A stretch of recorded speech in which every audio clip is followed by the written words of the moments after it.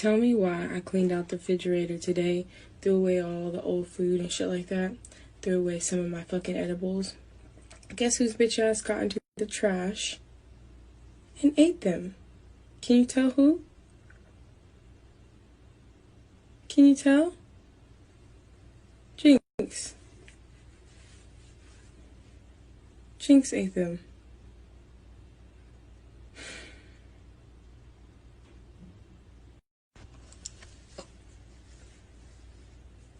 Like, she never digs in the trash, never has the trash and found an edible that I threw away.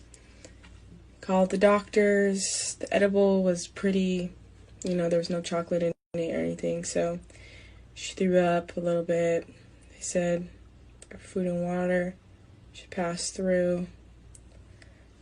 But I'm just a little worried because this bitch is high.